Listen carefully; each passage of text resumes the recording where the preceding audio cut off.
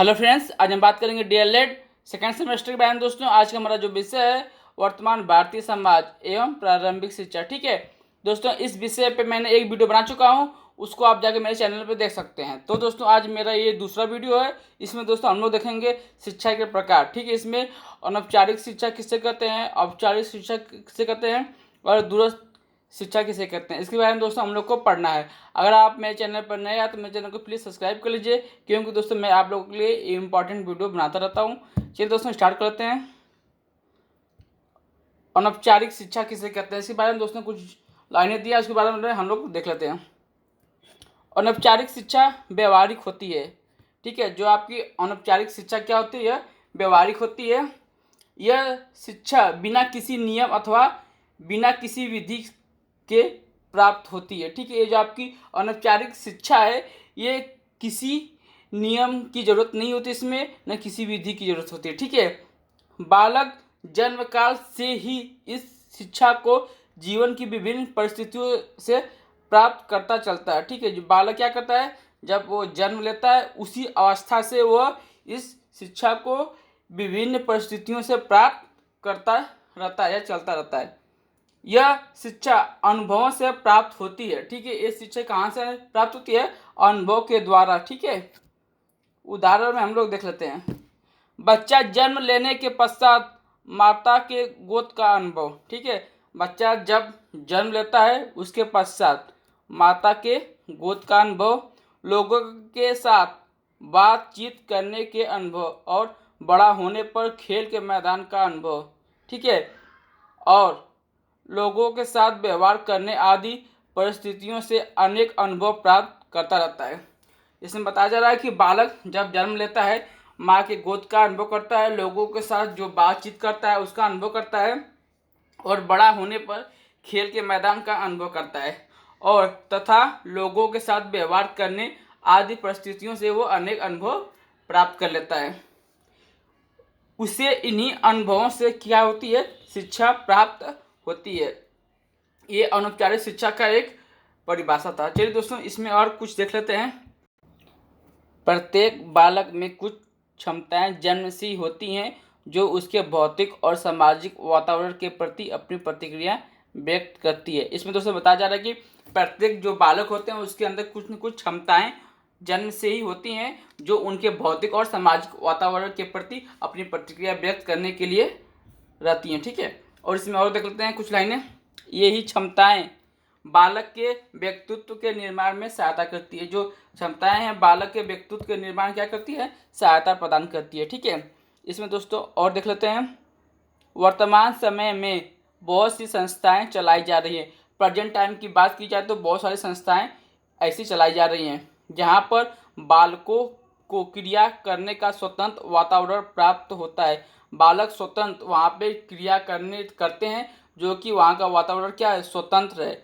ठीक है, बालक अपने से ही करते हैं और संस्थाएं उनके व्यवहार को परिमार्जित करके उसे आगे बढ़ने का अवसर प्रदान करती है। जो वहाँ की संस्थाएं हैं जो ऐसा कार्य करती हैं, वो उन बालकों के व्यवहार को क्या करती हैं, परिमार्जित करती हैं। ठीक है, और उसको देखती हैं कि कैसा वो व्यवहार कर रहा है और उसी के आगे बढ़ने का एक अवसर प्रदान करती है।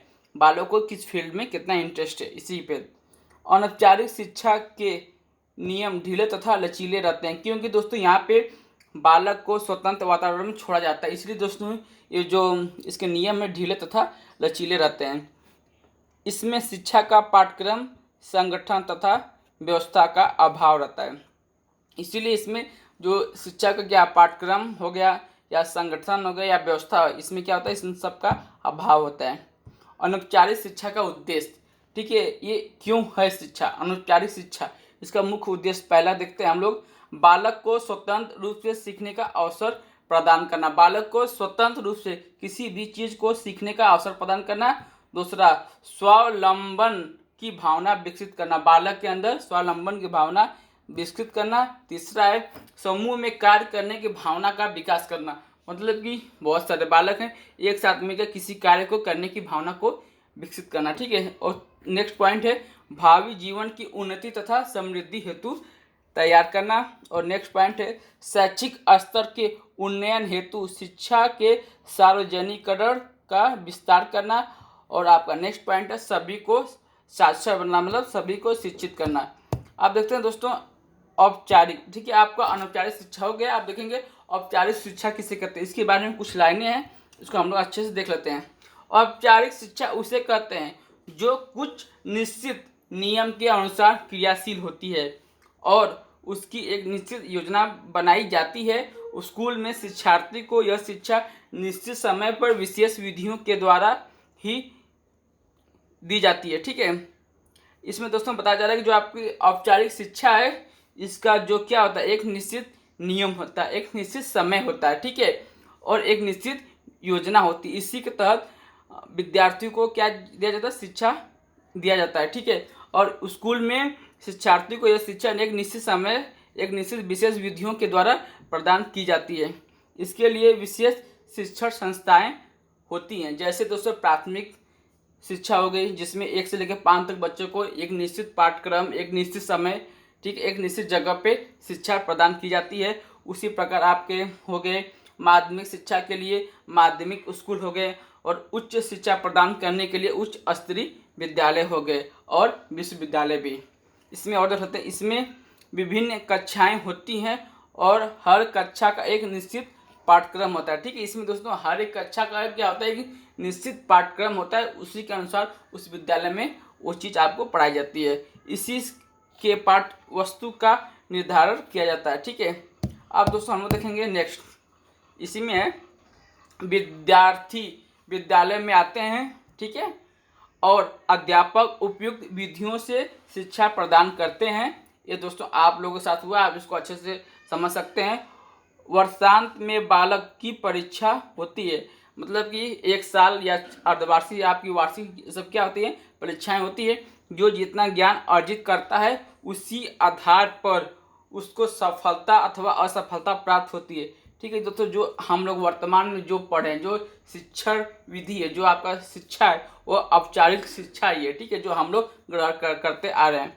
नियमित शिक्षा साधनों में विद्यालय, चर्च, पुस्तकालय, ठीक है, चित्र भवन आदि पुस्तकें आदि प्रमुख है, ठीक है, ये सब क्या है, प्रमुख है। जैसे आगे विद्यालय हो गया, चर्च हो गया या पुस्तकालय हो गया, चित्र भवन, ये सब प्रमुख हैं, ठीक है। और अब देख लेते हैं औपचारिक जो है आपका औपचारिक साधनों का अर्थ, इसका अर्थ हम लोग देखते हैं।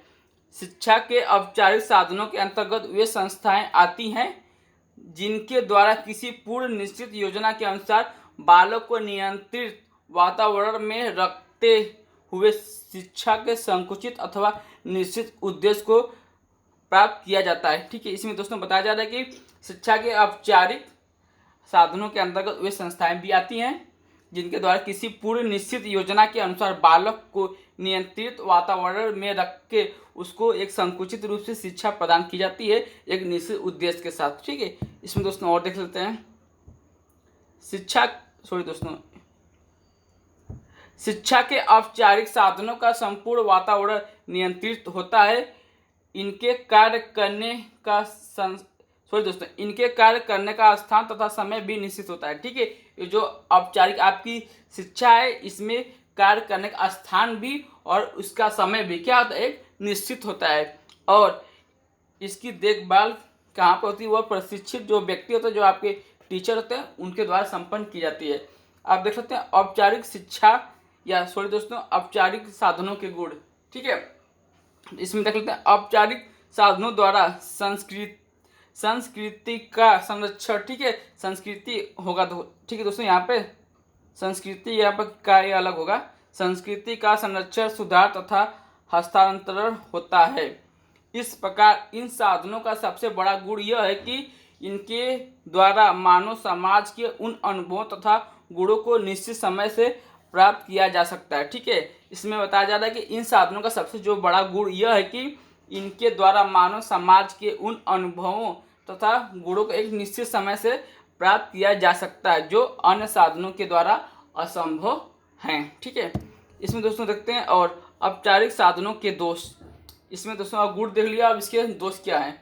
जॉन डेवी ने औपचारिक शिक्षा के दोषों पर प्रकाश डालते हुए क्या है, जो जॉन डेवी मनोशास्त्री है, उन्होंने औपचारिक शिक्षा पर इनके जो दोष है उस पर प्रकाश डालते हुए इन्होंने अपने जो शब्द दिए, चलिए उसको देख लेते हैं। औपचारिक शिक्षा बड़ी सरलता से तुच्छ निर्जीव, अस्पष्ट तथा किताबी बन जाती है। ठीक है। कम विकसित समाजों में जो संचित ज्ञान होता है उसे कार्य में बदला जा सकता है, पर उन्नत संस्कृति में जो बातें सीखी जाती हैं वे प्रतीकों के रूप में होती है। इसमें दोस्तों जान देवी जो कह रहे हैं कि कम विकसित समाज में जो संचित ज्ञान होता है उसे कार्य के रूप में बदला जा सकता है, पर उन्नत जो संस्कृति में जो बातें सीखी जाती हैं वे प्रतीकों के रूप में होती हैं और उनके कार्यों में परिणत नहीं किया जा सकता। ठीक है। और इन बातों का सदैव डर बना रहता है या डर रहता है कि औपचारिक शिक्षा जीवन के अनुभव से कोई संबंध न रखकर, जो आपकी औपचारिक शिक्षा है या जीवन के जो भी अनुभव है उससे कोई संबंध नहीं रखकर केवल जो स्कूल की विषय सामग्री है वही न बन जाए। ठीक है। जो मतलब कि आपकी औपचारिक शिक्षा यह सिर्फ स्कूल की जो आपकी विषय सामग्री है यही बनकर रह गई है वर्तमान समय में देखा जाए तो, यह जीवन के अनुभव से एकदम अलग है। ठीक है।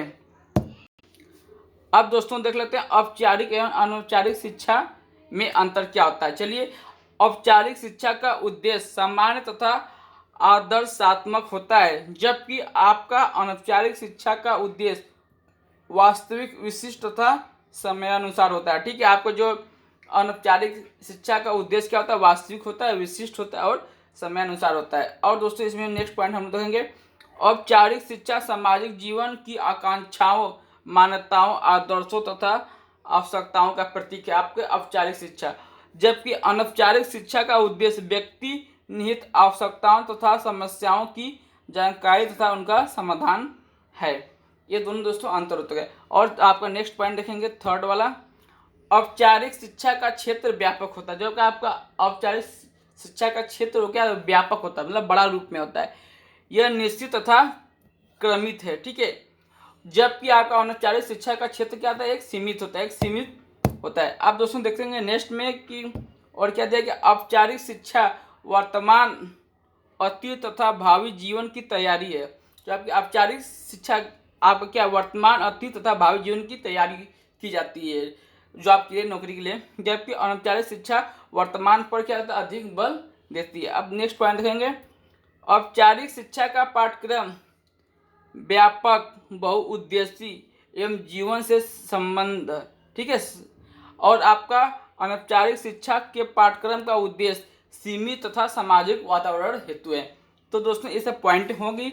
अब इसमें कुछ और लाइनें देखते हैं। औपचारिक तथा अनौपचारिक शिक्षा के उपयुक्त अंतर से यह स्पष्ट है कि दोनों ही शिक्षा एक दूसरे के कुछ भिन्न होते हुए भी अत्यधिक क्या है, निकट हैं। एक के बिना दूसरे की सफलता की संभावना नहीं है। अतः दूसरे शब्दों में यह कहा जा सकता है कि औपचारिक शिक्षा या अनौपचारिक शिक्षा एक दूसरे क्या है, एक दूसरे के भी पूरक हैं। ठीक है। अब दोस्तों हम लोग देखेंगे नेक्स्ट, दूरस्थ शिक्षा किसे कहते हैं, इसके बारे में हम लोग अच्छे से देख लेते हैं।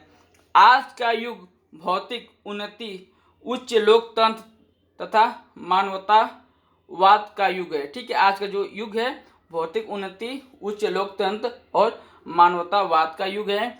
मानव शिक्षा के माध्यम से नित्य नए आयाम स्थापित कर रहा है, किंतु समय के साथ साथ औपचारिक अथवा सैद्धांतिक शिक्षा वर्तमान की सभी आवश्यकताओं को पूर्ण करने में असफल रही है। इसमें बताया जा रहा है कि जो आपका ये युग है भौतिक है, उन्नति वाला है, उच्च लोकतंत्र वाला और मानवतावाद वाला है। मानव शिक्षा के माध्यम से नए आयाम स्थापित तो किए जा रहे हैं, किंतु समय के साथ साथ आपकी जो औपचारिक अथवा सैद्धांतिक शिक्षा है वर्तमान की सभी आवश्यकताओं को पूर्ण करने में क्या है, सफल नहीं है, असफल है। ठीक है। क्योंकि यह शिक्षकों सर्वसुलभ तथा सर्व उपयोगी रूप देने में असमर्थ है। अतः शिक्षा की इस सीमा का विस्तार करने के लिए अनेक साधन उपयोग में लाए जा रहे हैं। उन्हीं में से आपकी जो दूरस्थ शिक्षा है यह भी एक महत्वपूर्ण साधन सिद्ध हो रहा है। चलिए इसके बारे में हम लोग और देखते हैं। दूरस्थ शिक्षा का अर्थ, इसके बारे में आप क्लियर हो जाएगा कि दूरस्थ शिक्षा है क्या। दूरवर्ती शिक्षा एक बहुआयामी शिक्षा व्यवस्था है। इसे अनेक नामों से भी जाना जाता है, जैसे हम लोग देख लेते हैं मुक्त अधिगम, ठीक है, मतलब मुक्त सीखना अथवा शिक्षा, ठीक है। दूसरा आपका है प्रत्याचार शिक्षा या बाहरी अध्ययन। आपका नेक्स्ट है गृह अध्ययन, ठीक है, होम स्टडी एवं परिसर से बाहर अध्ययन इत्यादि। भारत में इसे दूरस्थ शिक्षा तथा मुक्त शिक्षा के नाम से ही अधिक जाना जाता है। सैद्धांतिक रूप से दूरस्थ शिक्षा से तात्पर्य शिक्षा के ऐसे अप्रचलित एवं अपरंपरागत उपागम से है जो परंपरागत जो होता है, जो आपका परंपरागत औपचारिक शिक्षा चल रही है, परंपरागत शिक्षा के मानकों पर प्रश्न चिन्ह लगाता हुआ, ठीक है, इसकी प्रश्न चिन्ह लगाता हुआ इसके पृथक मापदंडों को प्राथमिकता प्रदान करता है। इसके अतिरिक्त दूरस्थ शिक्षा का एक अन्य महत्वपूर्ण तत्व इसकी अपनी तार्किक भाषा तथा संवाद विधि भी है। जो शिक्षण संस्थाओं से दूर निवास करने वाले जो विद्यार्थी हैं, उनको शिक्षा प्रदान करने में उत्पन्न होने वाली समस्याओं के समाधान के परिणाम स्वरूप विकसित हुई है, ठीक है। जो मतलब कि अपने जो शिक्षा है वो नहीं ग्रहण कर पा रहे हैं, कहीं दूर है, उनके लिए इस शिक्षा का व्यवस्था किया गया। जो आपकी दूरस्थ शिक्षा वो घर पे ही, ठीक है, वो कॉलेज में जाके अपना घर पे ही वो अपनी डिग्री ले सकते हैं, अच्छे से पढ़ाई कर सकते हैं और जाके वो एग्जाम दे सकते हैं, ठीक है। दूरस्थ शिक्षा में मुद्रित तथा अमुद्रित बहुमाध्यमों का प्रयोग शिक्षक एवं छात्र के मध्य संचार माध्यम के रूप में किया जाता है।